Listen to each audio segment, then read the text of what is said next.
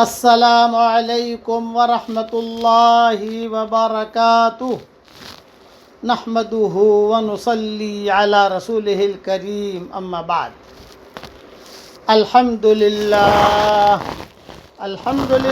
نحمدہ ونستعینہ ونستغفرہ ونؤمن بہ ونتوکل علیہ ونعوذ باللہ من شرور انفسنا ومن سیئات اعمالنا ونعوذ باللہ من شرور انفسنا ومن سیئات اعمالنا من يهده الله فلا مضل له ومن يضلله فلا هادي له ونشهد أن لا إله إلا الله وحده لا شريك له ونشهد أن سيدنا ومولانا محمدا عبده ورسوله صلى الله عليه وعلى آله وأصحابه وبارك وسلم تسليما كثيرا كثيرا أما بعد فأعوذ بالله من الشيطان الرجيم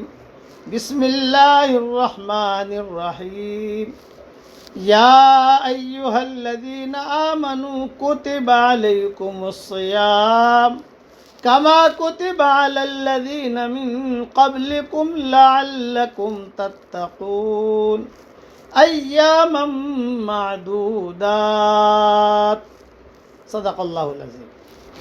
قابل احترام بھائی، دوست، بزرگ، مائیں، بہنیں، بیٹیاں، بہوئیں، سب سے پہلے تو اللہ کا شکر ادا کریں کہ اللہ تعالیٰ نے ہمیں رمضان تک پہنچا دیا. علماء نے لکھا ہے کہ انسان کی سعادت مندی کی علامت یہ ہے کہ اللہ اسے رمضان میں داخل کر دے.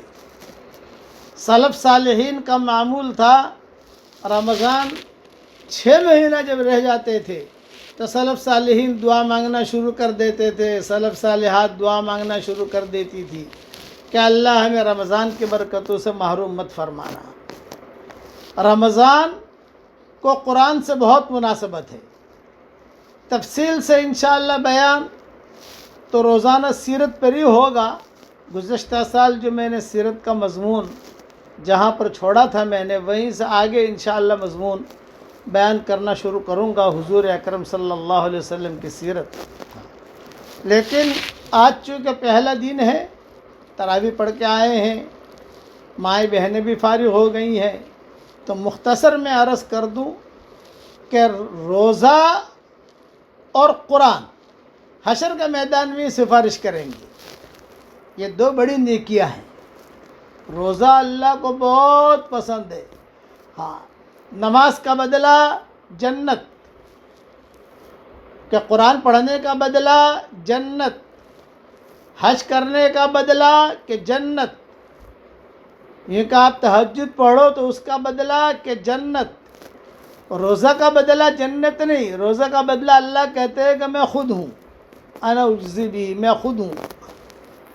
اس لیے یہ روزہ کا روزانہ انشاءاللہ جو ہمارے سبق چلتے ہیں، آج رات سے یعنی کل سے روزے کی فضیلتوں پر انشاءاللہ پورا مہینہ اس کا مضمون چلے گا. اور ہمارے یہاں انشاءاللہ جو 10 بجے سے لے کر 11 بجے تک کا وقت دیا گیا ہے، اس میں انشاءاللہ کچھ باتیں سیرت کے میں بیان کر دوں گا، کچھ مفتی حذیفہ مسئلے بیان کر دیں گے، پھر انشاءاللہ دعا کریں گے. لیکن ایک بات میں سمجھانا چاہتا ہوں.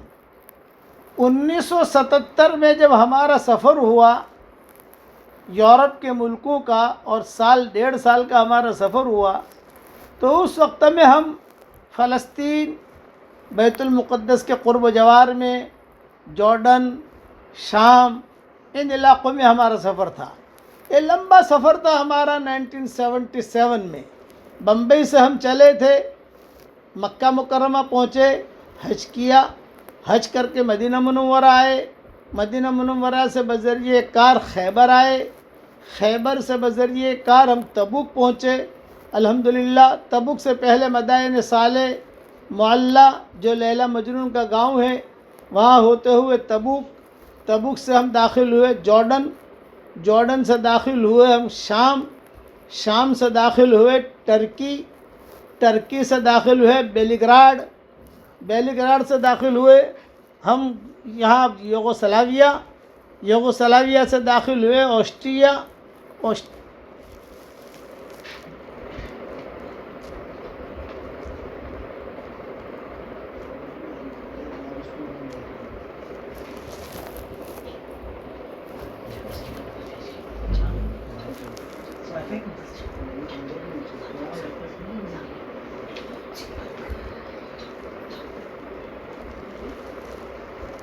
بند کر دیا میں نے, آواز میں پرابلم, وائی فائی میں پرابلم ہے. نہیں, وائی فائی سے آپ کے گھر پر ہے بھائی؟ پھر سے چالو کرتا ہوں.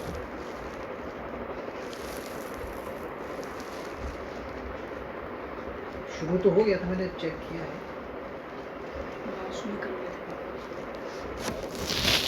وائی فائی برابر.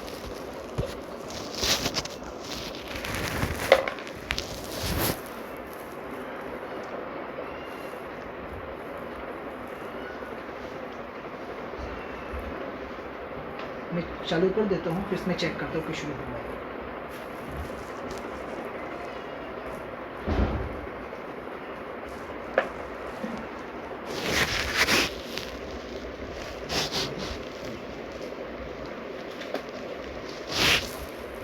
آپ نے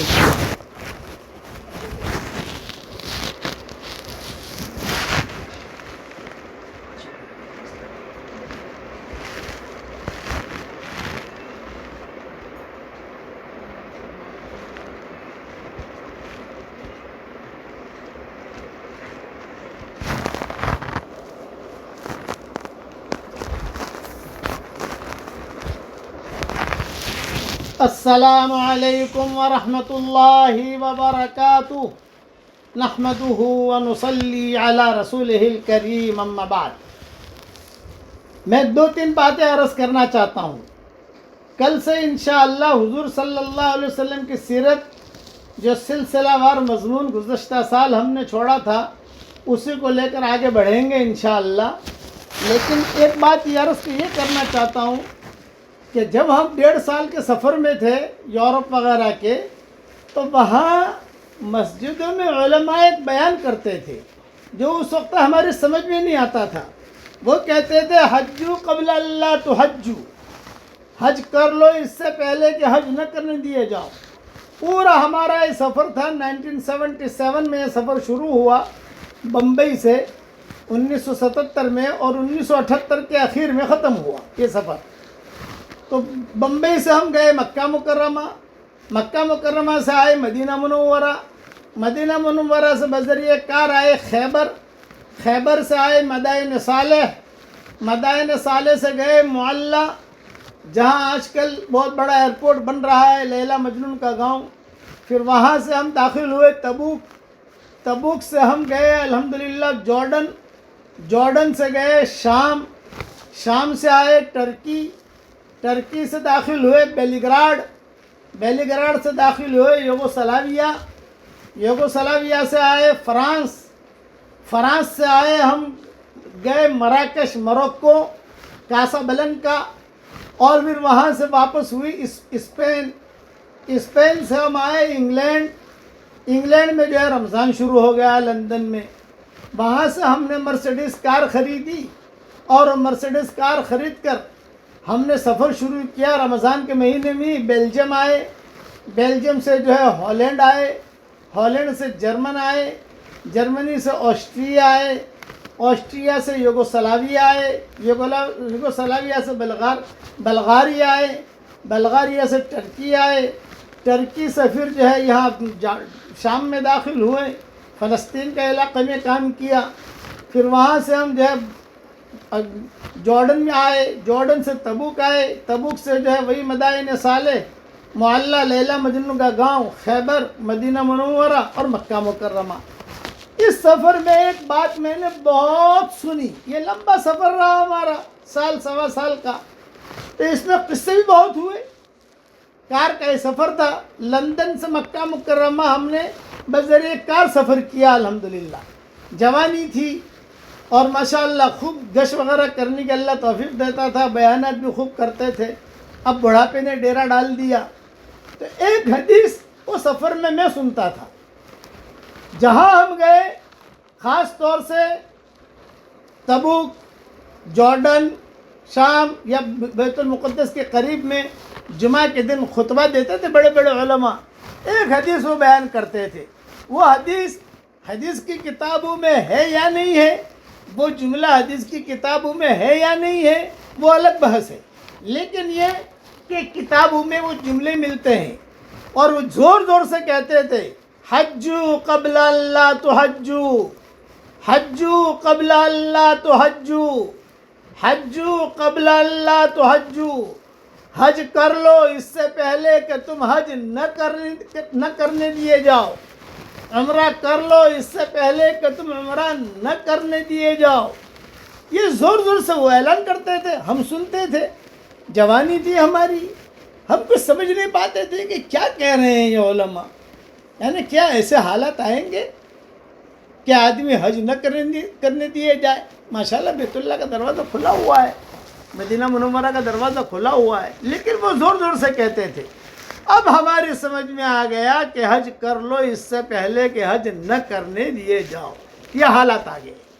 دیکھو عمرہ کر لو اس سے پہلے کہ عمرہ نہ کرنے دیے جاؤ، یہ حالات آ گئے۔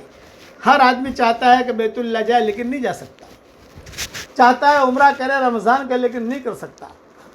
تو میں ایک بات اس سے آگے کی کہتا ہوں کہ قرآن پڑھ لو اس سے پہلے کہ قرآن نہ پڑھنے دیے جاؤ، روزے رکھ لو اس سے پہلے کہ ایسے حالات آئیں کہ روزہ نہ رکھنے دیے جاؤ، مسجدوں کی قدر کر لو، اللہ کے راستے کی نقل و حرکت کر لو اس سے پہلے کہ ایسے حالات آئیں کہ آدمی جو ہے مسجد میں جا نہیں سکتا۔ اب دیکھو مسجدوں کے دروازے بند ہو رہے ہیں، حالات آ رہے کہ آدمی جماعت میں نکلنا چاہتا ہے لیکن حالات ہے نہیں نکل سکتا، بیت اللہ جانا چاہتا ہے، اور یہ چیزیں ہو گئی ہیں۔ اس لیے یاد ذہن میں رکھنا، کسی زمانے میں مسلمانوں پر ایسے حالات آئے ہیں کہ قرآن گھر میں آپ نہیں رکھ سکتے، یہ قانون تھا حکومتوں کا۔ قرآن آپ کے گھر میں ملے گا تو آپ مجرم ہیں، آپ کو جو ہے 2 سال کی سزا بھگتنی پڑے گی۔ یہ تو اللہ جزائے خیر دے، یہ رشیا وغیرہ میں ان لوگوں نے قرآن کی حفاظت کی، اور ماشاء اللہ یعنی رات کے وقت میں قبریں کھود کر بچوں کو قبروں میں بٹھا کر قرآن یاد کرایا ہے، لوگوں نے آ کر ہمیں سنایا۔ روزہ رکھتے تھے وہ لوگ رمضان کے مہینے میں، لیکن لوگ آتے تھے اور صبح کے وقت میں آ کر کہتے تھے پانی پیو ہمارے سامنے پانی پیو ورنہ قتل کر دیں گے تم کو۔ پانی پیتے تھے، مجبور تھے، یہ دن تھے۔ اس لیے اللہ کا شکر ادا کرو ابھی کہ ابھی اللہ تعالیٰ نے روزے کے لیے اب دروازہ کھلا ہوا ہے۔ مسجدوں کے دروازے بند ہو رہے ہیں، ٹھیک ہے مجبوریاں ہیں، لیکن اللہ کا دروازہ بند نہیں ہے، اللہ کا دروازہ ہمیشہ کھلا ہوا ہے۔ اس لیے اس کی آدمی قدر کرے، اس مہینے میں خوب قدر کرو۔ میری ایک بات یاد رکھنا، کسی کا کوئی عذر قبول نہیں ہوگا۔ اللہ نے طاقت دی ہے تو آپ نفلیں پڑھو، فَإِن لَمْ يَسْتَطِعْ، نفل نہیں پڑھ سکتے تو اللہ کا ذکر کرو۔ اللہ کا ذکر نہیں کر سکتے لیٹے لیٹے سبحان اللہ پڑھو، لیٹے لیٹے الحمدللہ پڑھو۔ یہ بھی نہیں کر سکتے تو آپ جو ہے قرآن شریف کی تلاوت کرو۔ یہ بھی نہیں کر سکتے تو کم سے کم خاموش رہو، کم سے کم اپنی زبان کی جو ہے حفاظت کرو، غیبت مت کرو، جھوٹ مت بولو، اپنے خیالات کو اچھا رکھو۔ اپنے خیالات جتنے اونچے ہوں گے اور جتنے پاک صاف ہوں گے، میری نصیحت یاد رکھنا، مائیں بہنیں، ہمارے بھائی، ہماری بیٹیاں، ہمارے محترم، ہم جو سوچتے ہیں نا وہ سوچ بھی ریکارڈ ہوتی ہے اللہ کے یہاں۔ اللہ تعالیٰ تو دیکھتا ہے کہ سوچ ریکارڈ ہو رہی ہے، یہ کیا سوچ رہا ہے یہ آدمی، اس کے دل میں کیا خیال آ رہا ہے۔ اس لیے یہ رمضان کا مہینہ شروع ہو گیا، کتابوں میں لکھا ہے رمضان کا مہینہ جب شروع ہوتا تھا تو سلف صالحین کے یہاں عید ہوتی تھی، چراغا کرتے تھے گھر میں، کہ آج رمضان آ گیا، مہمان آ گیا، مہمان آ گیا، بہترین مہمان. اسی لیے حضور صلی اللہ علیہ وسلم نے فرمایا کہ جنت میں داخل کیا جائے گا جس کا ظاہر دکھائی دے گا، باطن بھی دکھائی دے گا. فرمایا لمن یا رسول اللہ، کس کے لیے ہے یہ؟ آپ نے فرمایا جو راتوں کو نماز پڑھے، جو لوگوں کو کھانا کھلائے، جو روزہ رکھے. صحابہ روتے تھے یہ حدیث سن کر. اس لیے یہ مہینہ آیا ہے اور اللہ نے ہمیں قرآن دیا ہے. قرآن یہ اللہ کا دسترخوان ہے. بہت اہم بات میں بتاتا ہوں کہ جتنے فرشتے ہیں وہ قرآن نہیں پڑھ سکتے. اکثر علماء نے اپنی کتابوں میں یہ چیزیں لکھی ہیں. صرف ایک فرشتہ حضرت جبریل وہ قرآن پڑھتا ہے، کیونکہ اس کو حضور کے پاس آنا پڑتا تھا، جبریل علیہ السلام کو، اور حضور صلی اللہ علیہ وسلم کے پاس آ کر وہ جو ہے قرآن کا دور کرتے تھے. اللہ تعالیٰ نے یہ قرآن پڑھنے کی توفیق اللہ نے ہمیں دی ہے. جنات اور انسان یہ دونوں جو ہے قرآن پڑھیں گے. اسی لیے حدیث شریف میں آتا ہے کہ جب بندہ یا بندی قرآن پڑھنا شروع کرتے ہیں تو فرشتے بوسہ دیتے ہیں، اس کے منہ کو اپنے منہ سے لگا لیتے ہیں، اپنے قرآن اپنے پیٹ میں لیتے ہیں، کہتے ہیں اور پڑھ اور پڑھ اور پڑھ اور پڑھ، مزہ آ رہا ہے اور پڑھ. جب یہ قرآن تیار ہو رہا تھا، اللہ تعالیٰ قرآن شریف جو ہے اس کے بھیجنے کی تیاری کر رہے تھے، تو فرشتے کہہ رہے تھے کہ توبہ توبہ لامت، بڑی خوش قسمت ہے وہ امت جن پر یہ قرآن نازل کیا جائے گا. آج اللہ نے ہمیں قرآن دیا ہے. اللہ نے خود اپنے ہاتھ سے قرآن لکھا ہے. کتابوں میں لکھا ہے کہ ایک ایک حرف الف لام میم. الف یہ ہمالیہ پہاڑ سے بڑا، لام یہ ہمالیہ پہاڑ سے بڑا، میم یہ ہمالیہ پہاڑ سے بڑا. اللہ تعالیٰ نے یہ قرآن آسانی کے ساتھ ہمیں دے دیا. عبداللہ بن مسعود فرماتے تھے کہ قرآن اللہ کا دسترخوان ہے، اس لیے اللہ کے دسترخوان کی قدر کرو. یہ عبداللہ بن مسعود کہتے تھے کہ یہ اللہ کا دسترخوان ہے، اس کی قدر کرو. اللہ تعالیٰ نے ہمیں دیا ہے، اس لیے گھر میں قرآن شریف بہت پڑھو. جب بھی قرآن شریف پڑھو تو آپ کے دل میں یہ آنا چاہیے فرشتہ مجھے بوسہ دے رہا ہے.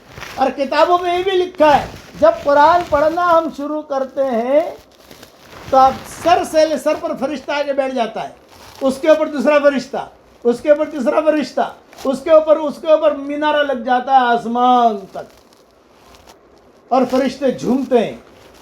اسی لیے حدیثوں کے اندر اس قسم کے قصے بہت آتے تھے. حضور صلی اللہ علیہ وسلم خود قرآن سنتے تھے. عبداللہ بن مسعود رضی اللہ تعالیٰ عنہ سے حضور صلی اللہ علیہ وسلم قرآن سنتے تھے اور حضور صلی اللہ علیہ وسلم روتے تھے. قرآن خوب پڑھو. اس مہینے کا تعلق قرآن سے. حدیث شریف میں آتا ہے کہ جب بندہ اور بندی مرا کر قبروں میں چلے جاتے ہیں تو قرآن اگر خوب پڑھا ہوگا، قرآن خوب سیکھا ہوگا، درس قرآن بھی خوب دھیان سے سنا ہوگا، قرآن سے دوستی کی ہوگی، رمضان کے بعد انشاءاللہ میں قرآن اور نماز کا مضمون شروع کروں گا. نماز سے دوستی کر لیجئے، قرآن سے دوستی کر لیجئے. یہ مضمون رمضان کے بعد چلیں گے انشاءاللہ. پہلے نماز کو لاؤں گا، نماز سے دوستی کر لیجئے، وہ 2-3 مہینے چلے گا انشاءاللہ. پھر جو ہے قرآن سے دوستی کر لیجئے، وہ مضمون چلے گا 2-3 مہینہ انشاءاللہ. اس لیے یہ میں آپ حضرات سے درخواست کرتا ہوں کہ قرآن کی قدر کرو، قرآن کی قدر کرو، قرآن کی قدر کرو. کتنا آج ہمارے بچے قرآن حافظ ہو رہے ہیں الحمدللہ، ان کے سینوں میں قرآن محفوظ ہے. بہت بڑے امام حرم شریف کے جو ابھی بھی وہ امامت کراتے ہیں مکہ مکرمہ میں، انہوں نے اپنا قصہ خود سنایا. جب میں ریاض گیا ہوا تھا تو وہاں پر ایک بہت بڑے تاجر ہیں جن کے سونے کی کئی دکانیں ہیں پورے سعودیہ میں، قطر میں، دبئی میں ان کی دکانیں. ان کے ہماری دعوت تھی.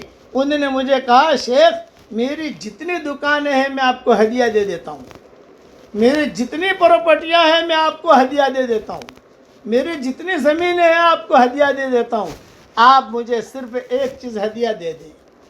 تو انہوں نے کہا کیا میں دوں آپ کو، میرے پاس کیا ہے؟ یہ فرمایا آپ کے پاس جو قرآن ہے وہ قرآن مجھے ہدیہ دے دو. آپ کے سینے میں جو قرآن ہے وہ قرآن مجھے ہدیہ دے دو.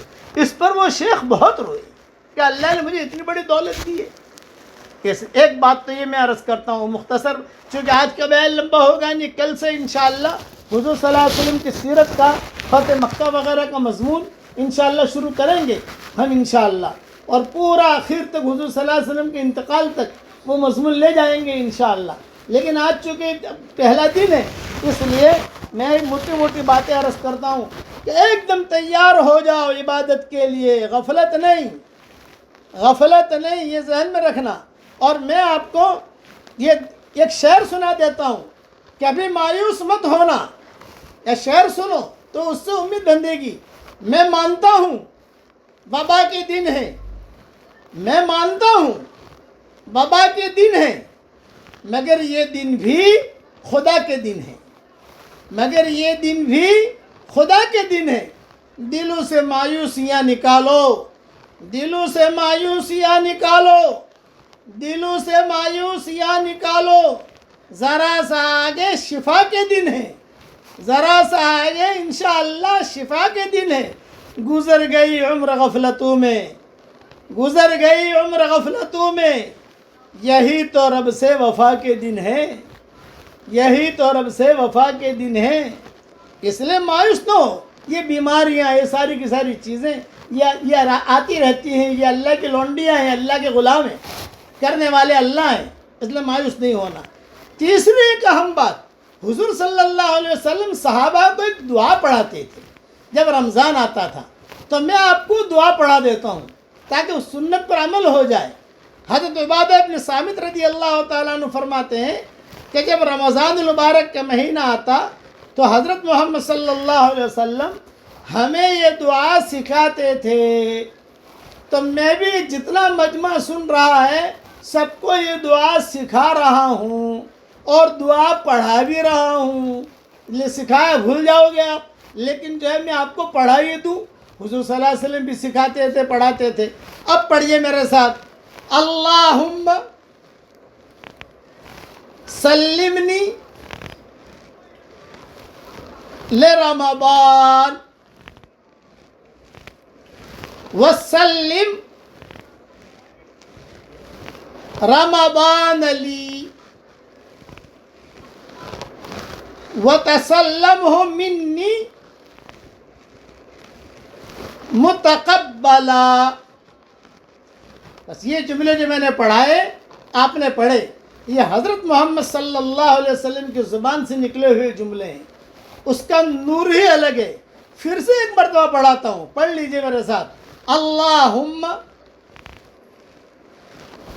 سلمنی لرمضان وسلم رمضان لی وتسلمہ منی متقبلا. ترجمہ بھی پڑھ لو میرے ساتھ. اے میرے پیارے اللہ، مجھے رمضان کے لیے سلامتی عطا فرما اور رمضان کو میرے لیے سلامتی والا بنا اور اس مہینے کو میرے لیے قبولیت والا بنا. یہ میرا جو سبق چلتا ہے اس میں نے امیجز بنا کے بھیج دیا ہے. یہ دعا طبرانی میں ہے اور دوسری کئی کتابوں میں موجود ہے. دوسرا کہ آج جو ہے چونکہ چاند دیکھا گیا اس لیے میں چاند کی دعا بھی پڑھا دیتا ہوں. میرے ساتھ پڑھ لو. اللہم اہلہ علینا بالیمن والایمان والسلامت والاسلام ربی وربک اللہ. اور پڑھیے. ہلال خیر و رشد، ہلال خیر و رشد، ہلال خیر و رشد. آمنت بالذی خلقک الحمد للہ الذی ذهب بشہر کذا وجاء बेशहर कदा। एक दुआ और आती है, वो भी पढ़ लो, अल्लाहुम्मा इन्नी आऊज़ु बिका मिन शर्रि हाज़ा शहरी व शर्रिल क़द्र। अल्लाह ताला ये दुआ हम सबके लिए कबूल फरमाए। और एक नसीहत करता हूँ, रमज़ान मुबारक की एक एक घड़ी कीमती है, ज़ाय नहीं होनी चाहिए। कुछ पता नहीं आइंदा साल का हमें रमज़ान मिलता है कि नहीं मिलता। थोड़ा सा सोचो कि हमारी ज़िंदगी के कितने शाबान गुज़र गए, कितने रमज़ान गुज़र गए, कितने हज गुज़र गए, कितना वक्त हमने जमात में लगा लिया, लेकिन हमने हमारी ज़िंदगी अब तक नहीं बदली। इसलिए इस महीने की कदर करना। और एक ख़ास नसीहत माँओं बहनों बेटियों के लिए वो ये कि गुरूब से आधा घंटा पहले अपना किचन बंद कर दो मोहब्बतों के साथ। उस वक्त में कोई खाना पकाने की तरतीब मत बनाओ। गुरूब से आधा घंटा पहले वो वक्त टॉप 1 वक्त होता है, टॉप 1 इबादत की मशगूलियत का वक्त होता है। उसमें वो तलन का वक्त नहीं है, वो बिरयानी बनाने का वक्त नहीं है, वो भज्जे बनाने का वक्त नहीं है। भज्जे ठंडे खा लेंगे तो हर्ज की बात नहीं है। इसलिए उसका खूब एहतमाम करें कि उस वक्त में, हाँ अगर किसी की मजबूरी है कि अभी उनको जो है भी इसके बगैर चलता नहीं है तो कोई बात नहीं, अपना भज्जा बनाते बनाते दिल में दुआ करो। दिल में तो दुआ कर सकते हो, अल्हम्दुलिल्लाह। अल्लाह ताला दिल की दुआओं को तो ज़्यादा सुनता है। इसलिए इस महीने की ख़ास कदर करो और अपने बच्चों को भी कदर कराओ। एक रोज़ा भी हमारा छूटना नहीं चाहिए। अब गर्मी के रोज़े आ रहे हैं, ड्यूटी है तो ड्यूटी हम छोड़ सकते हैं, रोज़ा नहीं छोड़ सकते। इस तरीके से प्यास लगेगी उसे बर्दाश्त कर सकते हैं, रोज़ा नहीं छोड़ सकते। हज़रत अली रज़ी अल्लाह ताला अन्हु फरमाते थे, एक फ़र्ज़ रोज़ा अगर छोड़ दिया और ज़िंदगी भर भी उसने अगर रोज़े रखे तो वो फ़र्ज़ रोज़े के बराबर नहीं हो सकता, क्योंकि अल्लाह का हुक्म है। इसका ख़ास एहतमाम करें। अब मुफ्ती साहब कुछ जो है आपको मसाइल बयान कर देंगे, फिर मैं दुआ कर दूँगा इंशाअल्लाह।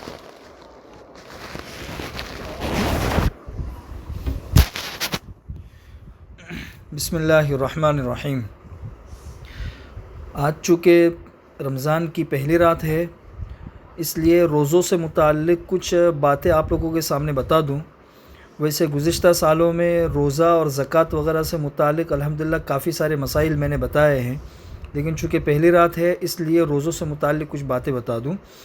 सबसे पहली बात तो ये है कि रोज़ा जो है वो फ़र्ज़ है हर मुसलमान आकिल और बालिग़ पर, चाहे वो मर्द हो या औरत हो, हर एक के ऊपर फ़र्ज़ है। रोज़ा किस चीज़ का नाम है? सुबह सादिक़ से लेकर सूरज गुरूब होने तक खाने पीने और अपनी ख्वाहिश पूरी करने से बचने का नाम रोज़ा है। रोज़े की नीयत जो है वो रात से की जा सकती है, सुबह सादिक़ से पहले भी कर सकते हैं और ज़हवे कुबरा से पहले तक कर सकते हैं। ये जो ज़हवे कुबरा है ये ज़वाल से तकरीबन पौना 1 घंटा पहले का वक्त होता है। उससे पहले तक नीयत की जा सकती है, उसके बाद फिर नीयत करना दुरुस्त नहीं है। रोज़ों के सिलसिले में एक अहम और बुनियादी उसूल ये ध्यान में रखें कि हदीस है कि रोज़ा टूटता है उन चीज़ों से जो इंसान के जिस्म में जाती है। इंसान के जिस्म से निकलने वाली चीज़ों से रोज़ा नहीं टूटता। जो चीज़ें इंसान के जिस्म से निकलती है उससे रोज़ा नहीं टूटता, जो इंसान के जिस्म में जाती है उसकी वजह से रोज़ा टूटता है। लिहाजा अगर रोज़े की हालत में ब्लड टेस्ट के लिए कुछ खून वग़ैरह निकाला गया, खून टेस्ट के लिए, तो चूँकि इंसान के जिस्म से ये चीज़ निकली है इसलिए उससे रोज़ा नहीं टूटता है। अलबत्ता जो चीज़ें इंसान के जिस्म में जाती है उसकी वजह से रोज़ा टूटता है। अब इंसान के जिस्म में जाने के लिए मुख्तलिफ़ आज़ा है। मसलन एक उज़्व है कान को ले लीजिए कि कान के अंदर अगर दवाई डाली जाए तो दवाई डालने से रोज़ा टूटता है या नहीं टूटता है? तो कदीम फ़िक़्ह की किताबों के अंदर तो ये लिखा हुआ है कि उसकी वजह से रोज़ा टूट जाता है, इसलिए कि कान और दिमाग इन दोनों के दरमियान रास्ता है। یہ قدیم کتب فقہ کے اندر لکھا ہوا ہے، لیکن جدید میڈیکل جو علاج ہے اس میں یہ بات سامنے آئی ہے کہ انسان کے کان کا جو سوراخ ہے یہ پردہ سماعت پر ختم ہو جاتا ہے، سننے کا جو پردہ ہے اس سے آگے دماغ تک یہ راستہ نہیں پہنچتا ہے۔ اس لیے اس وقت کے کچھ فقہائے کرام کے نزدیک اگر کسی شخص نے روزے کی حالت میں کان میں دوائی ڈالی تو اس سے روزہ نہیں ٹوٹے گا۔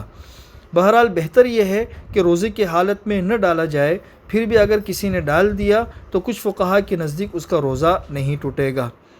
دوسرا عضو ہے آنکھ۔ آنکھ میں روزے کی حالت میں دوائی بھی ڈالی جاتی ہے، سرما وغیرہ کا بھی استعمال کیا جاتا ہے، تو اس کی وجہ سے بھی روزہ نہیں ٹوٹتا ہے۔ حدیث کے اندر آتا ہے کہ حضور اکرم صلی اللہ علیہ وسلم نے روزے کی حالت میں سرمے کا استعمال کیا ہے، اس لیے آنکھ میں دوائی ڈالنے سے روزہ نہیں ٹوٹے گا۔ بہت سی مرتبہ لوگ یہ سوال کرتے ہیں کہ بھئی آنکھ میں ہم نے دوائی ڈالی، سرمے کا استعمال کیا، اس کا ٹیسٹ اور اس کا مزہ جو ہے نا وہ حلق میں محسوس ہوتا ہے، تو اس کا جواب یہ ہے کہ حلق میں آپ کو جو چیز محسوس ہوئی ہے وہ اس چیز کا صرف اثر ہے، وہ مکمل چیز نہیں ہے۔ جیسے اگر آپ نے آنکھ میں دوائی ڈالی تو وہ دوائی جو ہے نا اس کا اثر حلق کے اندر پہنچا ہے، وہ دوائی وہاں پہ نہیں پہنچی ہے، صرف اس کا ایک مزہ محسوس ہوا ہے، اس کی وجہ سے روزہ نہیں ٹوٹے گا، کیونکہ آنکھ کے ذریعے پیٹ تک جانے کا کوئی فطری راستہ نہیں ہے، فطری راستہ یا مسامات کے ذریعے وہ چیز گلے کے اندر آئی ہے۔ تیسری چیز ہے ناک۔ ناک کے ذریعے ناک کا براہ راست تعلق جو ہے نا وہ حلق سے، اسی وجہ سے آپ نے دیکھا ہوگا کہ جو بیمار منہ کے ذریعے کھانا نہیں کھا سکتے تو ہاسپٹل وغیرہ کے اندر ناک کے ذریعے ان کا کھانا پہنچایا جاتا ہے۔ مطلب یہ ہے کہ ناک کے راستے سے پیٹ کے اندر کھانا، پانی، لیکوڈ وغیرہ جا سکتا ہے، تو چونکہ یہ راستہ موجود ہے اس لیے ناک میں اگر کسی شخص نے دوائی ڈالی تو اس کی وجہ سے اس کا روزہ ٹوٹ جائے گا۔ البتہ اگر کسی شخص نے صرف کوئی خوشبو سونگھی ہے یا کوئی وکس وغیرہ ناک کے اندر ہلکے سے لگائی ہے تو اس کی وجہ سے روزہ نہیں ٹوٹے گا، اور اس کا اثر بھی جو حلق کے اندر جاتا ہے وہ صرف اثر جاتا ہے، وہ چیز حلق کے اندر نہیں پہنچتی ہے۔ چوتھی چیز ہے منہ۔ تو پیٹ کے اندر جانے کے لیے فطری راستہ یہ منہ ہی ہے، جس کے ذریعے کھانا، پانی وغیرہ یہ پیٹ کے اندر پہنچتا ہے۔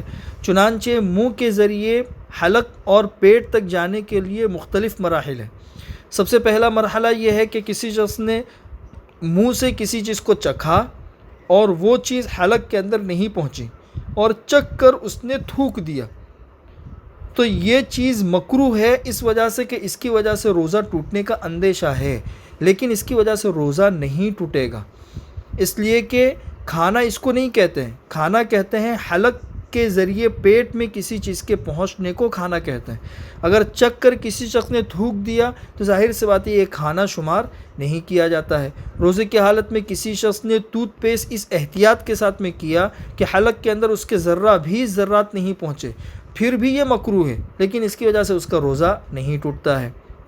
ایک درجہ اس کا دوسرا مرحلہ یہ ہے کہ حلق تک کوئی چیز پہنچی، حلق تک، لیکن حلق تک جو چیز پہنچی ہے وہ اس چیز کے بہت ہی باریک اور معمولی ذرات ہیں، بہت ہی باریک اور معمولی ذرات ہیں، جیسے گرد و غبار ہے، اسی طریقے سے دھواں ہے، کسی جگہ سے جا رہے ہیں وہاں پہ دھندی چل رہی ہے اور ہمارے حلق کے اندر وہ دھواں پہنچ گیا، یا بہت تیز ہوا چلی اور گرد و غبار جو ہے وہ ہمارے حلق کے اندر پہنچ گیا، تو یہ اس چیز کے بہت ہی معمولی ذرات ہے۔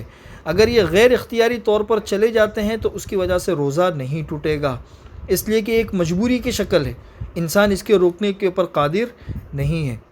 لیکن اگر کسی شخص نے اپنے قصد اور ارادے سے حلق اور حلق سے نیچے کسی چیز کو داخل کر دیا تو پھر اس کی وجہ سے اس کا روزہ ٹوٹ جائے گا۔ جیسے کسی شخص نے باقاعدہ قصد اور ارادے کے ذریعے دھونیلی عود کی، یا اسی طریقے سے بھاپ لی روزے کی حالت میں، یا جو دمہ کا مریض ہے اس نے انہیلر کا استعمال کیا، یا اسی کے حکم میں ہے بیڑی پی لی، اس نے سگریٹ پی لی، حقہ پی لیا، تو ان تمام چیزوں کی وجہ سے اس کا روزہ ٹوٹ جائے گا۔ بس فرق صرف اتنا ہے کہ بیڑی سگریٹ اور حقے کے پینے کی وجہ سے روزے ٹوٹ جائے گا، اس روزے کی قضا بھی واجب ہے اور کفارہ بھی واجب ہے، اس لیے کہ ان چیزوں کے پینے سے انسان کو لذت محسوس ہوتی ہے، نفس کو تسکین بھی ملتی ہے، اور جو بھاپ لیا ہے یا انہیلر لیا ہے یا عود کی دھونی لی ہے، اس کی وجہ سے جو روزہ ٹوٹے گا تو اس روزے کی صرف قضا واجب ہوگی، کفارہ واجب نہیں ہوگا۔ بدن کے اندر جانے والی جو چیزیں ہیں انہی میں سے ایک چیز انجیکشن بھی ہے، انجیکشن ہے، گلوکوز ہے، یہ بھی انسان کے جسم تک پہنچنے والی چیز ہے، لیکن یہ اس کے ذریعے جو انجیکشن کے ذریعے جو دوائیاں وغیرہ جاتی ہے یہ پیٹ کے اندر نہیں جاتی ہے، یہ رگوں کے اندر جاتی ہے اور مسامات کے اندر جاتی ہے۔ انسان کے پیٹ کے اندر چونکہ یہ چیز نہیں پہنچتی، اس کی وجہ سے روزہ نہیں ٹوٹے گا۔ اسی وجہ سے اگر کسی شخص نے روزے کی حالت میں کورونا ویکسین لی تو کورونا ویکسین کے لینے کی وجہ سے اس کا روزہ نہیں ٹوٹے گا۔ یہ کچھ مسائل تھے جو آپ لوگوں کے سامنے بیان کر دیے۔ پھر کل سے انشاءاللہ معاشی کچھ مسائل ہے، معاشرتی مسائل ہے، نکاح کے مسائل ہے، الگ الگ مسائل ہے، وہ روزانہ آپ لوگوں کے سامنے آتے رہیں گے۔ اللہ تعالی ہمیں عمل کرنے کی توفیق نصیب فرمائے۔ اللهم لك الحمد كله ولك المن كله لك الشكر كله ولك الملك كله لك الخلق كله ولك الفضل كله وإليك يرجع الأمر كله وإليك يصعد الكلم الطيب كله. اللهم لك الحمد بالإسلام، لك الحمد بالإيمان، لك الحمد بالقرآن، لك الحمد حتى ترضى، لك الحمد إذا رضيت، لك الحمد بعد الرضا. اللهم آت نفوسنا تقواها وزكها أنت خير من زكاها. يا رب صل وسلم دائما أبدا على حبيبك خير الخلق كلهم. اللهم صل على سيدنا محمد بن عبد الله القائم بحق الله، ما ضاق أمر إلا فرجه الله. اللهم إنا نسألك الفوز في يوم القضاء ونزل الشهداء وعيش السعداء والنصر على الأعداء ومرافقة الأنبياء يا ذا المن والعطاء يا سميع الدعاء. اللهم سلمنا لرمضان وسلم رمضان لنا وسلمه لنا متقبلا. اللهم إنا نعوذ بك من زوال نعمتك وتحول عافيتك وفجاءة نقمتك ومن جميع سخطك برحمتك يا حنان يا منان. اللهم اعتق رقابنا من النار، اللهم اعتق رقابنا من النار، اللهم اعتق رقابنا من النار.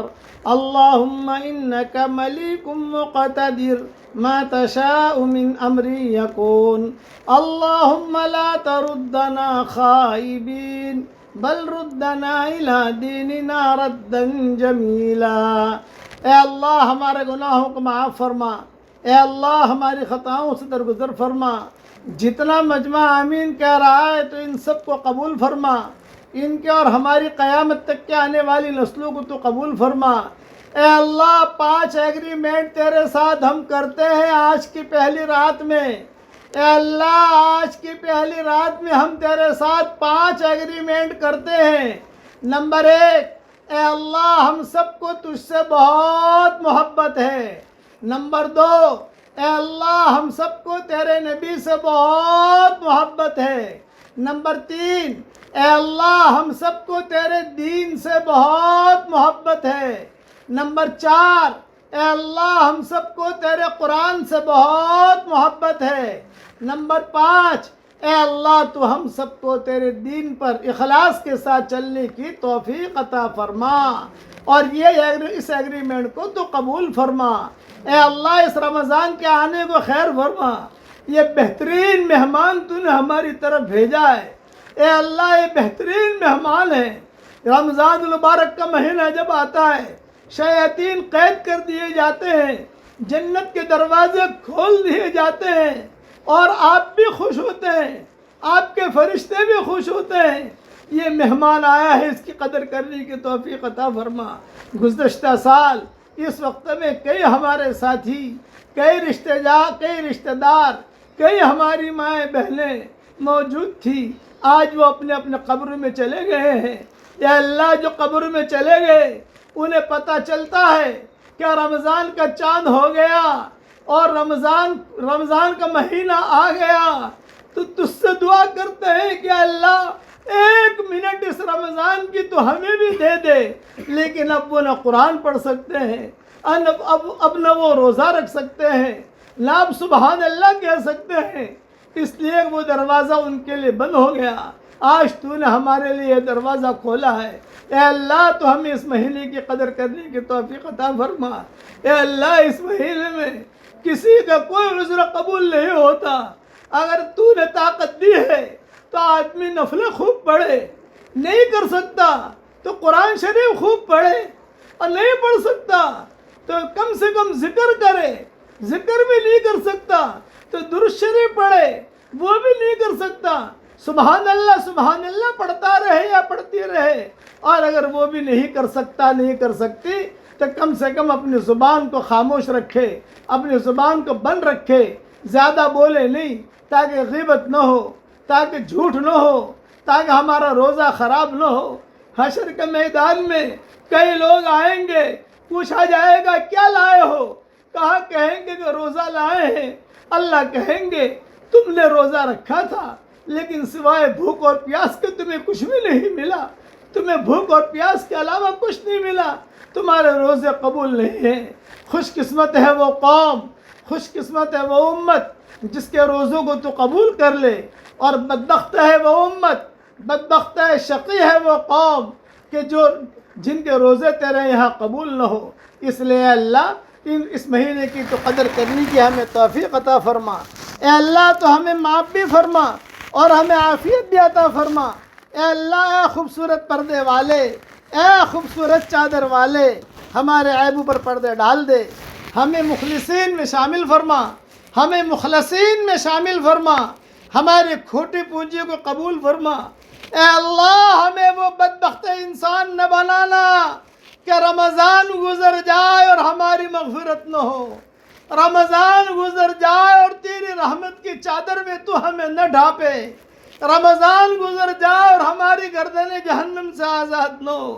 اے اللہ، تو ہمیں وہ بدبخت انسان مت بنانا، بلکہ ہمیں وہ نیک بخت انسان بنانا کہ رمضان کی پہلے ہی رات میں ہماری گردن جہنم سے آزاد ہو گئی ہو، اور جنت الفردوس کے دروازوں پر ہمارے نام لکھ دیے گئے ہوں، اور جہنم کے پیٹھوں کے اوپر سے ہمارے ناموں کو مٹا دیا گیا ہو۔ تو اس کی غیب سے صورت شکل پیدا فرما۔ اے اللہ، جتنے مسلمان بھائی جیل میں محبوس ہیں ان کی رہائی کے فیصلے فرما۔ اے اللہ، یہ بیماری جو آئی ہے، اس بیماری سے پوری انسانیت کی حفاظت فرما۔ اے اللہ، خاص دعا میں کرتا ہوں، جتنی تیری مخلوق ہے ان سب کی جو پریشانیاں ہوں ان پریشانیوں کو دور فرما، اور جتنی تیری مخلوق ہے اس کی جو حاجتیں ہوں ان حاجتوں کا تو غیب سے تکفل فرما۔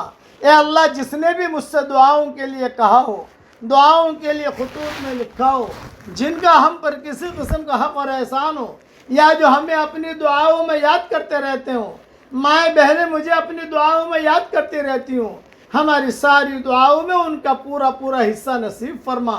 اے اللہ، اس مہینے کی راتوں کو بھی قبول فرما، اس مہینے کے دنوں کو بھی قبول فرما۔ اے اللہ، جب تک دنیا میں رکھے ایمان کی حالت میں رکھ، اور جب دنیا سے جانے کا وقت آئے کمال ایمان پر ہمارا خاتمہ فرما۔ اے خوبصورت پردے والے، اے خوبصورت چادر والے، ہمارے عیبوں پر پردے ڈال دے، ہمیں مستفید الاخیار میں شامل فرما دے۔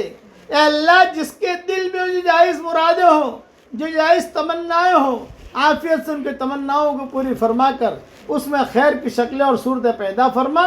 ہمارے روزوں میں ہمارے لیے آسانیاں فرما، تراویح پڑھنے پڑھانے میں آسانیاں فرما، قرآن پڑھنے پڑھانے میں آسانیاں فرما، اور اے اللہ، اپنے فضل و کرم سے ہماری ساری دعاؤں کو قبول فرما۔ سبحان ربنا رب العزة عما يصفون وسلام على المرسلين والحمد لله رب العالمين.